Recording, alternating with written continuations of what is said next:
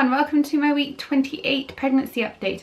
It's quite late at night, I'm filming this with a light, so apologies if it looks really rubbish, but it's the best I could do and I've just had zero time this week to get this filmed, so I'm like, right, I really need to do it even though it's like 11:15 at night.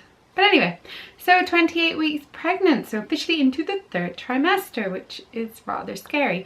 I was at work yesterday and someone said something like, oh, how long have you got left? And I was like, God, like under 12 weeks now?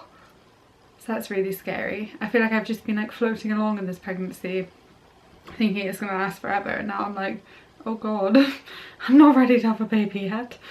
So yeah, it's just a weird feeling. I think I feel, because I know or hope very much that we will have 3 babies in total, I kind of feel like this isn't my last pregnancy, so I'm not kind of too hung up on being scared about not savouring every moment and this, that and the other, but at the same time I'm like, oh, but what if we don't have another one? What if this is my last one? And just in general just not feeling ready for this one to be over. So I think it's more the thought of thinking that you can kind of go from 36 weeks onwards, and I was a bit early with Isla, so I could possibly be early with this one as well, and then I might feel a little bit cheated. But for now I'm just kind of hoping time doesn't slow down, because I don't want it to slow down because Rob's not here and I want to see him and I want us all to be back together at Christmas. So I want time to go super fast, but at the same time I want to enjoy being pregnant, if that makes sense. Anyway, enough rambling. So symptoms this week. Heartburn has kicked in. I had barely any heartburn with Isla, none really. And then just at kind of the beginning of this week, it's just, you know, when it sits there and it just threatens to like bubble up your neck, like all acidy and horrible. So yeah, that's been a new experience, not a very fun one. I haven't taken anything for anything like that. I've kind of tried to just substitute things I've been eating and then having hot water instead of tea just to see if that helps. And yeah, it seems to only happen mainly at night, so fingers crossed it doesn't last very long. Another symptom I've got that I didn't have with Violet is my legs are starting to swell up. I maybe had 2 or 3 cases when I was pregnant with Isla where my legs felt a little bit heavy, so I like sat with them up against the wall and whatever, but nothing compared to this. I was in a pencil skirt at work the other day and I looked in the full length mirror in our toilets and I was like, where have my ankles gone? It was literally just like, just leg then foot, and I was horrified. So yeah, they seem to be too bad at the moment. So you can actually see my bones, so that's good. But yeah, my legs have just been really heavy towards the end of the day, and just struggling to even walk on them because they just feel like they're gonna almost burst, if you know, and there's just so much pressure under your skin because they're so swollen and sore. So all I've really been doing to try and help myself is lie with my bum like kind of right up against the wall and then my legs up straight so that they're draining.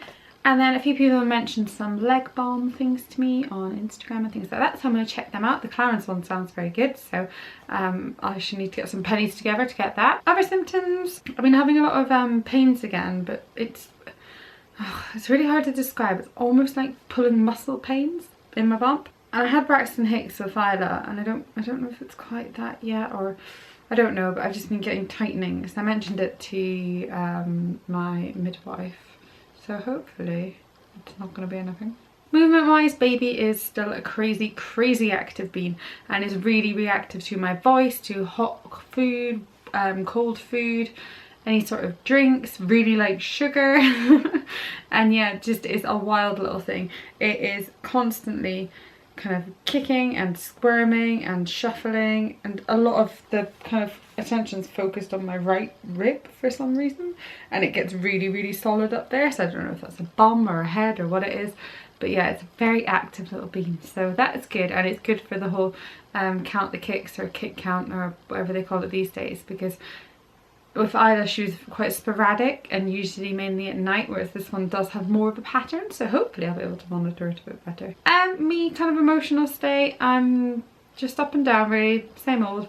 I have really good days and then other days where I'm absolutely shattered, and it's really getting on top of me just having to be the only adult in the house and having to deal with a needy cat and a needy child and generally work and get on with life and keep the house tidy and do all the errands, and anything that goes wrong just falls on me.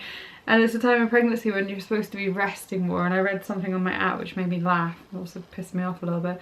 It said something about how now's the time you should get your partner to help out loads. I was like, well, that's not going to happen, so let's move on from that. So I'm just a bit tired and a bit overwhelmed, but we're fine, we'll get through it. Baby wise, this is baby, looking all cute. Obviously not my baby, just a baby.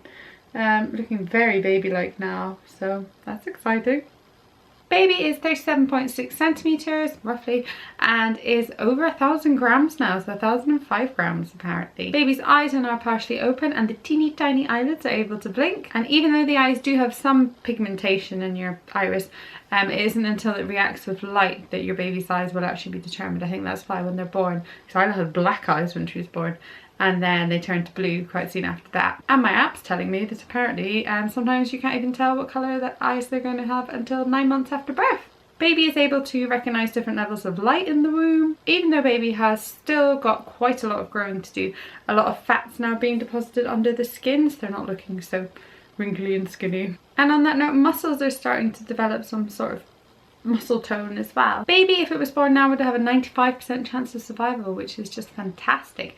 It would probably still need help to breathe, and I think still at this stage you get the steroid injections in your bum to help baby's lungs mature, because I had them with Philo and they thought I was going into premature labour. And that's it for the baby update, so I'll quickly show you Bump. So here is Bump from the side. I feel like I've gotten a lot bigger this week, but I've been getting quite a few comments at work about how I don't appear to be growing, so I'm not very sure what's going on. I feel bigger, but other people don't seem to think I am. Here's baby from the front. I don't think I have any stretch marks still. I can't really see down here. I'm trying to look on the camera. Belly button piercing is still in. Just, I think, next week I will put in my plastic retainer. I can't actually find it, so I think I'll need to order another one. I think my belly button's gone. Oh no, it's still a proper innie. Oh, big kick there. And quickly from the other side, but pretty much the same as the other one. God, it looks smaller that way. How strange. Thank you so much for watching. Apologies again for the light and the way this all looks, but it's the best I could do. Don't forget to subscribe if you aren't subscribed already and you fancied listening to my voice bore on. That would be great. And we'll see you very soon. Bye. Good morning from a sunny Aberdeen.